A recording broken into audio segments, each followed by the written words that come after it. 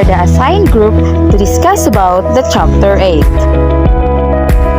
And we will talk about teachers as curriculum leaders.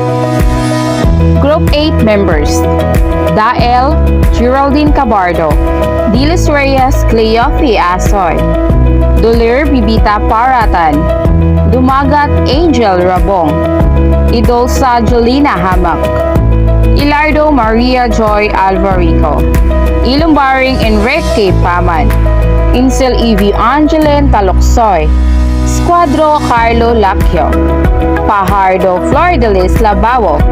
The topic to be discussed are the following: Key roles of teachers as leaders in curriculum processes, teachers as curriculum leaders in instructional planning process, teachers as curriculum leaders in evaluating instruction, teachers as curriculum leaders in the K-12 education reform, teachers as curriculum leaders in the elementary grades, teachers as curriculum leaders in junior high school, teachers as curriculum leadership of 21st century learning, exercising curriculum leadership in selecting textbook and other instructional materials, developing teachers as curriculum leaders, reflections on teachers as curriculum leaders.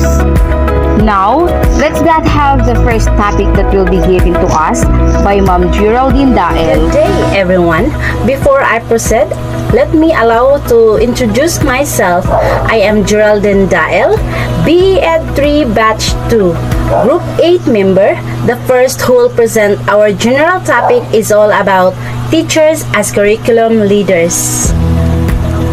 This chapter discusses significant literatures and various ideas that explore the important role of teacher as curriculum leaders. So here's the first topic: key roles of teachers as leaders in curriculum processes. Teachers play an important role in almost all activities related to curriculum processes. They are also the chief implementers of curriculum as they are directly involved in the teaching and learning processes.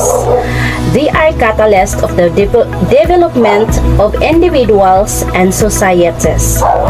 They also have a strong passion of mission to make a positive difference in the lives of students. Teachers also are the key source of knowledge and developers of skills and values that are imperative for human life. Teachers also are curriculum leaders in the educational system. So, what is curriculum leaders? Curriculum leaders can be simply defined as set of important rules and activities that each teach us in relation to curriculum planning, curriculum design, curriculum implementation, and curriculum evaluation. These rules are important in the education processes. Being a curriculum leader allows every teacher to see themselves as prime movers and advocates of reforms at any level from local school, district, division, region, and national level. These are the roles and functions of teachers as curriculum leaders from letters A to Z. A. Advocate positive curricular reform to ensure quality of education. B. Broaden understanding of the teaching and learning process. C. Conduct research to enhance curriculum content and improve teaching and learning. D. Develop appropriate curriculum for students. E. Evaluate curriculum materials and the implementation of curriculum. F. Facilitate activities to ensure public understanding of every single curriculum reform. G. Gather important data needed for curriculum planning. H. Harness community resources and curriculum development. I. Innovate curriculum and instruction. J. Justify the need to innovate, evaluate, and develop curriculum. Key. Know every learner needs, issues, and interests. L.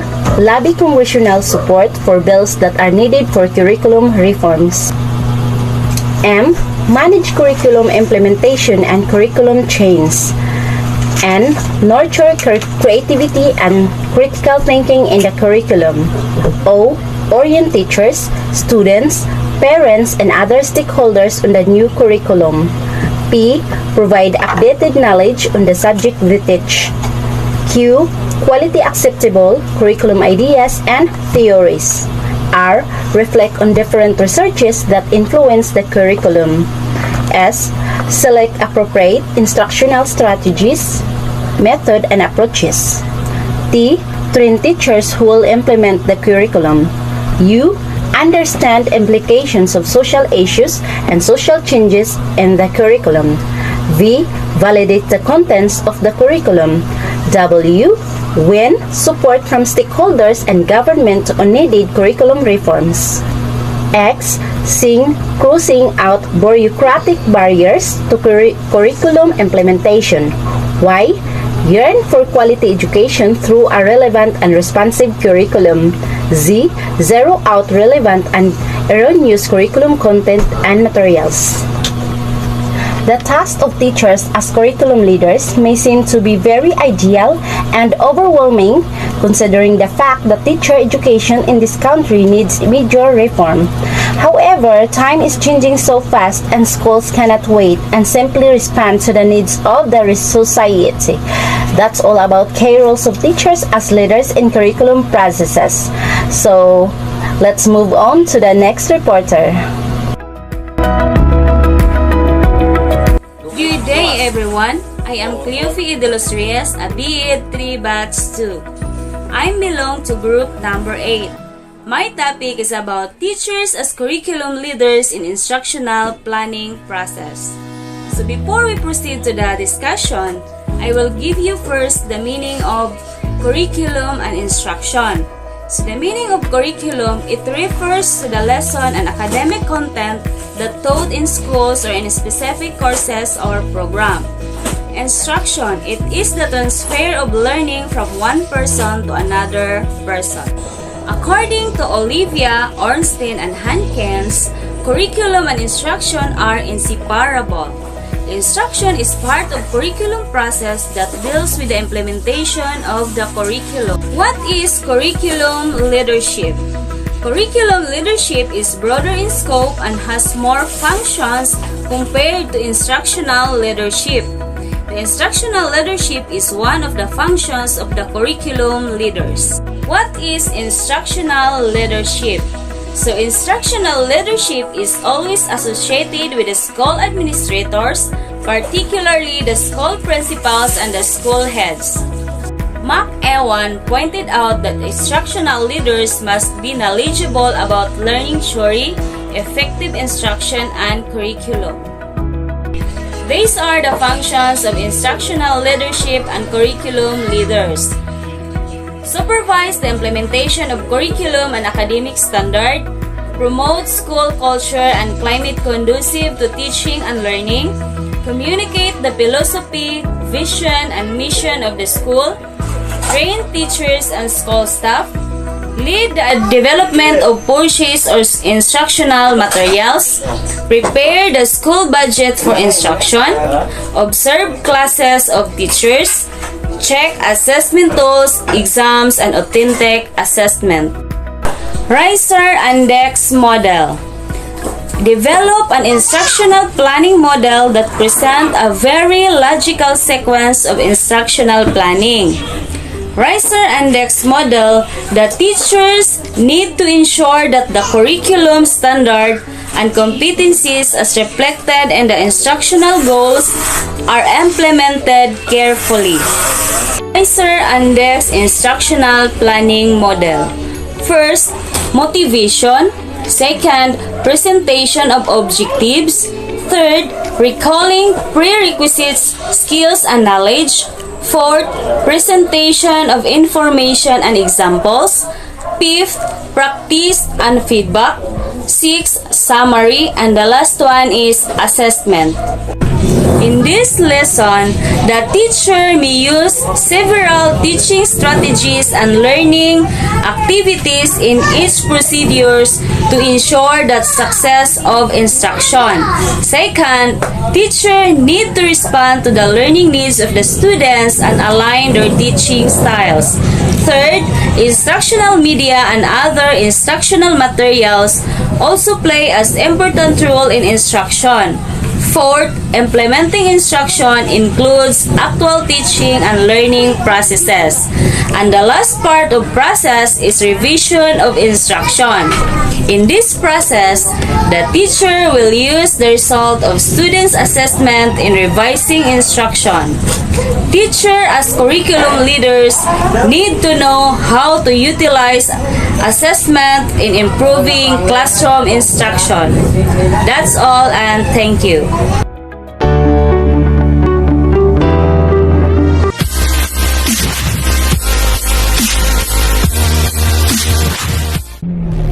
Good day to everyone. I'm Libita Pidolier, BEd 3 Batch 2. I belong to group number 8. My part is the teachers as curriculum leader in evaluating instructions. Now I'm sharing with you my topics about teachers as curriculum leader in evaluating instructions. Evaluating instructions is important functions of teachers as curriculum leader. Teachers need to ensure the curriculum is implemented, to ensure that the standard competencies are taught, and to measure the effectiveness of learners for how it implemented. So in evaluation, teachers have the following procedures that follows. First, planning for the evaluation. Second, determine instructional evaluation design. Third, develop instructional evaluations and instrument. Fourth, collecting data. Fifth, analyzing data. Sixth, report findings, result of their instructional evaluation. So during the actual observations of classes, the teachers focuses on the following. First, appropriateness of the activities and the strategies of the students of the topic. Second, the usefulness of the instructional materials and the desired objectives. And the third, classroom environment for the learners. And the fourth, the content knowledge. And the sixth one is the classroom management and the relationships between students and the teacher, and the effectiveness of the presentations, concepts, and the process of the procedure.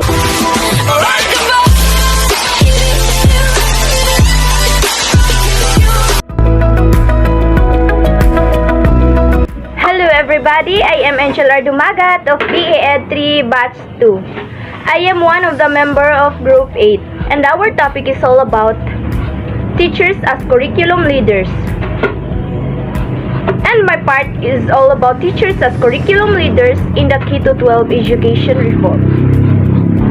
Teachers as curriculum leaders in the K-12 education reform, the Republic Act 10533, or otherwise known as the Enhanced Basic Education Act of the Philippines, includes specific provisions for teachers and principals to exercise leadership roles not only in instruction but also in curriculum. Republic Act 9155, otherwise known as Governance of Basic Education Act of 2001, also specifies important provisions wherein teachers play important roles to promote and protect the rights of every citizen to quality basic education. Teacher empowerment is at the heart of K-12 education. With all the reforms and innovations in the K-12 education program, teachers need to view themselves as curriculum leaders performing the following functions. Teachers must ensure effective implementation of curriculum standards and competencies. Develop and evaluate curriculum materials that are appropriate for the students. Develop assessment and evaluation tools to assist learning. Plan activities that will help implement the curriculum. Plan and evaluate curriculum. Solicit support from parents and other stakeholders. Make curricular decisions at the school level. Conduct research to improve learning and improve content. Since the K-12 curriculum is a standard-based curriculum reform, all teachers are compelled to focus their attention on the following. 1. Clarify of the standards. When we say clarify of standards, teachers should know the essential standard that every student should learn in the curriculum. These standards are content, skills, and values or attitudes that students need to learn and master. 2. Visibility of performance measure. When we say visibility of performance measure, teachers need to ensure that its curriculum standard shows visible outcome or performance. And 3.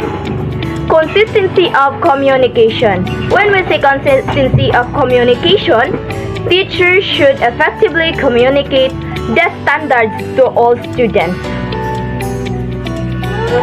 All teachers need to share the vision of K-12 education.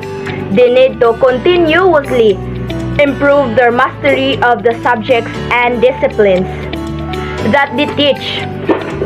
They also need to significantly improve their pedagogical skills. The K-12 program needs teachers who are creatively innovative. They need to develop new ways of responding to the needs and interests of the learner. And they need to effectively devise reliable ways to assess and evaluate the learning of students. And that's all for my topic. Thank you. Good day everyone, my name is Julina Chidolsa, BS3 Batch 2, one of the member of Group 8. My topic for today is all about teachers as curriculum leaders in the elementary grades. When we say elementary grades, is primary or elementary education is always regarded as the laboratory of life. As such, its primary goal is to develop the basic skills, literacies, and life skills that all learners need to prepare for life. The subjects are designed to provide necessary information to help learners understand the world and the rules, and develop necessary skills that they need every day. The elementary curriculum is essential in helping every learner learn how to learn, become creative and critical thinkers, and to become builders of the society. The subjects include important knowledge, skills, and values that all must learn to become useful citizens and effective leaders in the society. So as a teacher, we teach the children how to prove their knowledge and how to make their own skills, because some of children they want to know to do this or what have their mind.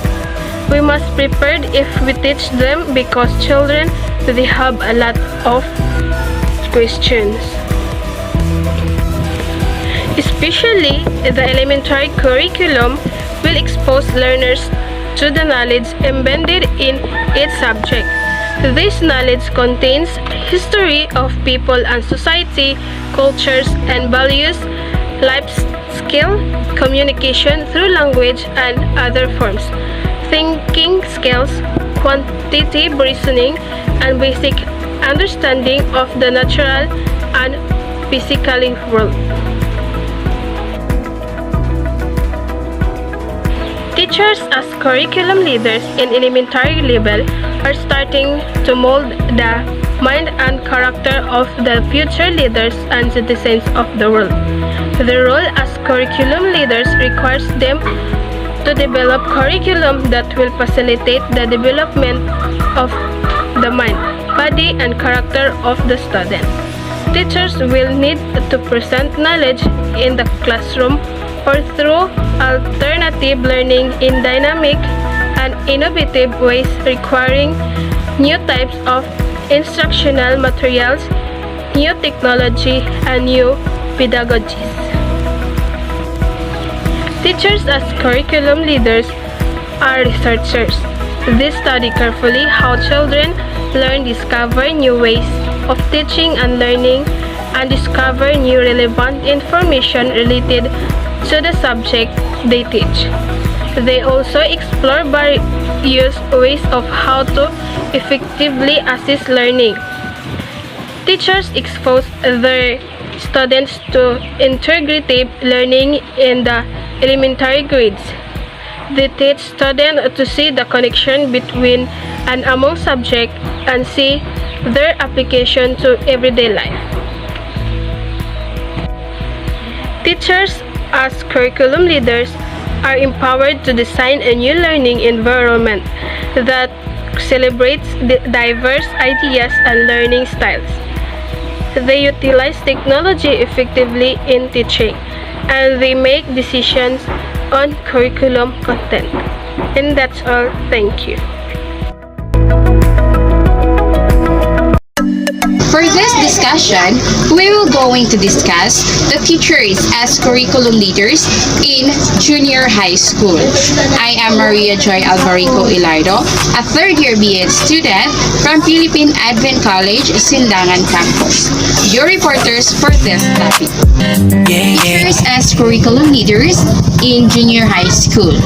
The junior high school of the K-12 includes grade 7 to grade 10 of the secondary level and serve as the entry points of students to the rigors of various disciplines in the areas of science, social sciences, mathematics, humanities, and applied disciplines, and home economics and vocational technology.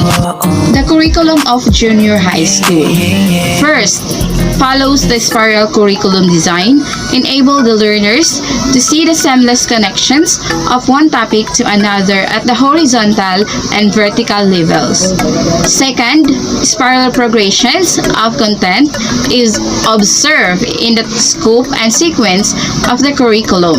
And the third one is teachers will need to master their disciplines and allow every learners to experience and examine the beauty of each discipline. In the junior high school, students will be first exposed to higher level of learning. The first encounters to study the disciplines as disciplines and not as subject. Second, expose higher mathematics such as algebra, trigonometry, calculus, and geometry. The third one is introduce the Asian history, world history, economics, and deeper learning of Philippine history. The fourth one is discover world and Philippine literatures. The fifth, experience more of the applied disciplines that they will need in every life. And the sixth one, presented natural sciences in a spiral curriculum integrating physics, chemistry, biology, earth science, and general sciences. In the junior high school, teachers are first, assume leadership's rules by sharing their disciplinary expertise to the students. Second, content experts and effective facilitators of teaching and learning process. Third, plan effective lessons, selecting content, and identify strategies that are relevant to the students. Fourth, understand the complexity of learners' behavior in this stage of life. And the fifth one is serve as behavior compass for students to emulate. So that is my topic for this lesson. So let's proceed to the next reporter. Good day everyone, my name is Enrique Pilumbaring from BE3 Batch 2. My task this day is to present teachers as curriculum leaders of 21st century learning.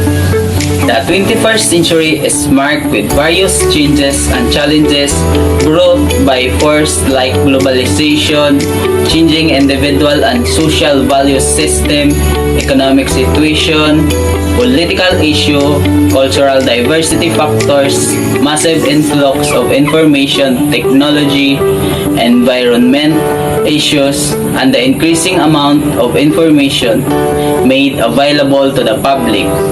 These factors demand that education must innovate and reshape itself to meet the needs and challenges of the people and the society. In grade 1, it was more of a privilege for learners whose parents can afford kindergarten education for them. It was desirable but not mandatory. The Kindergarten Education Act now mandates all children aged 5 to enroll in kindergarten. A diploma in kindergarten is now a prerequisite to enroll in grade 1. The Department of Education issue a curriculum to be implemented by all kindergarten schools in the country. This curriculum includes several domains that need to be developed among young children.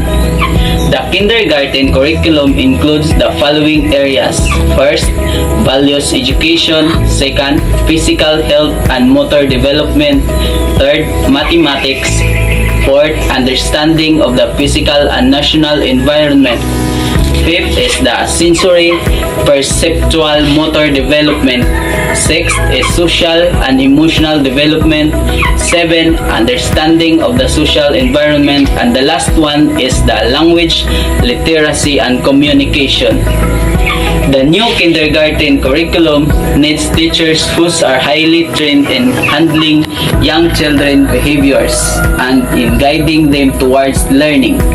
It will need teachers who are not only implementers of the curriculum but curriculum leaders who will make decisions about the selection of content, materials, and assessment tools to be used. It will need teachers who advocate children's education, rights, and the protection. The inclusion of kindergarten in the formal education curriculum of the country necessitates all educators to study the child-centered philosophy and the content of standardization of curriculum and modernization of pedagogy. There is a need for teachers to review the curriculum standards to ensure that the learners progress, and the need to find ways on how play and other progressive approaches will fit in the new roles of standards-based education. Lourdes L. Fajardo, BF3 Batch 2. In my part, we will discuss about exercising curriculum leadership in selecting textbooks and other instructional materials. So for me, as soon to be a teacher, I should be empowered to select textbooks and other instructional materials that they use in their classes. So we need to find the textbook instructional materials that they are needed to, so that they can be easy for them to know on how to do.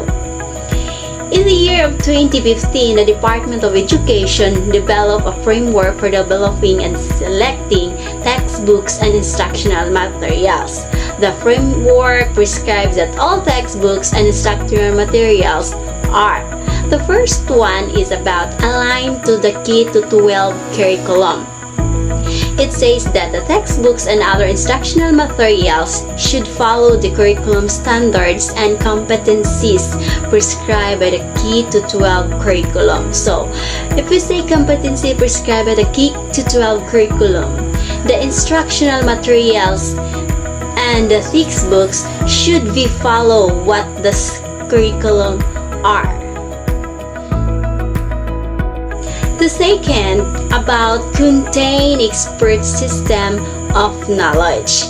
This is all about the authors that they are experts in their fields should write the textbooks and their other instructional materials. It's contained the expert system that part of the textbook has writing the fields or the other instructional materials. The third one is have provision for differentiate instruction. So, it is part to provide activities and assessment strategies that are relevant to the learning styles and thinking preference of the learners. Should we have a differentiate instruction? It is very important activities or assessment in every learning styles. The fourth one, provision for reflective thinking.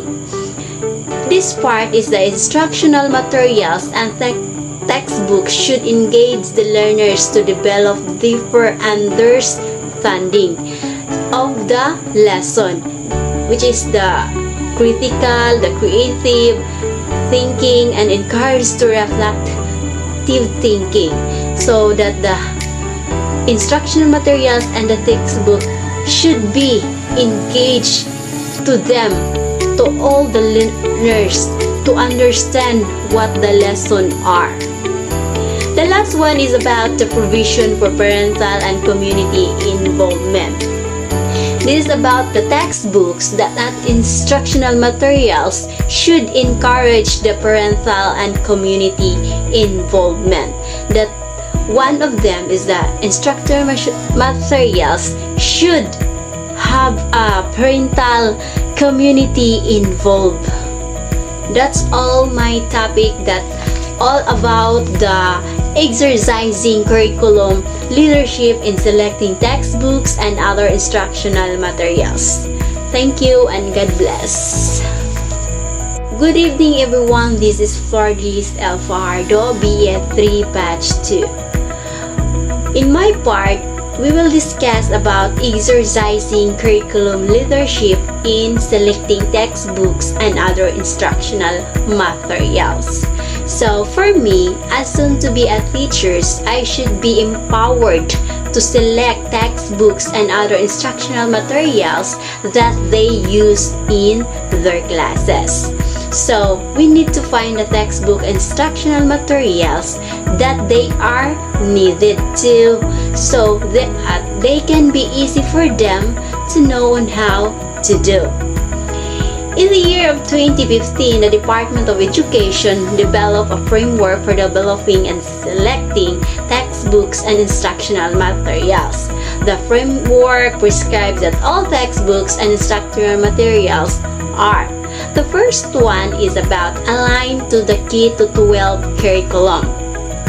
It says that the textbooks and other instructional materials should follow the curriculum standards and competencies prescribed by the K-12 curriculum. So, if we say competency prescribed by the K-12 curriculum, the instructional materials and the textbooks should be follow what the curriculum are.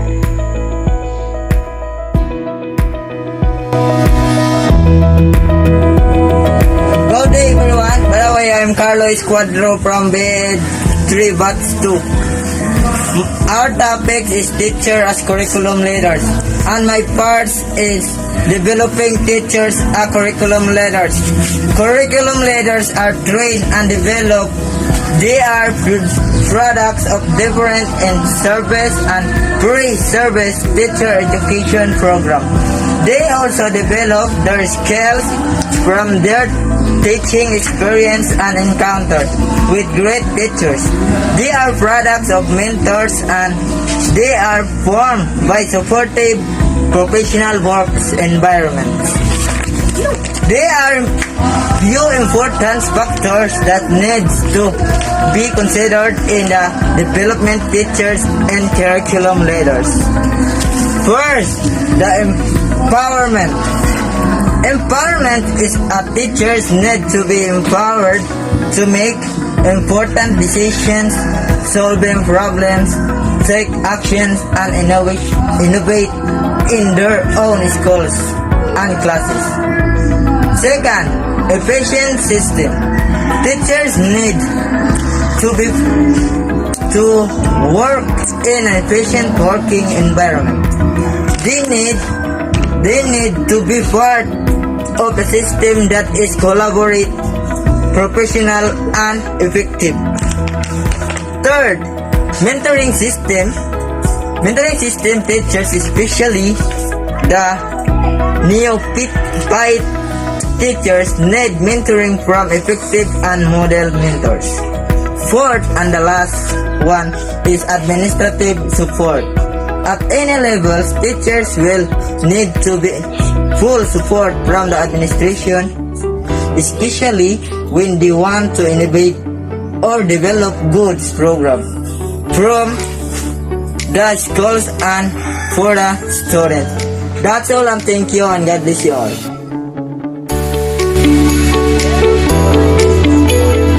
Fajardo, BEd 3 Batch 2.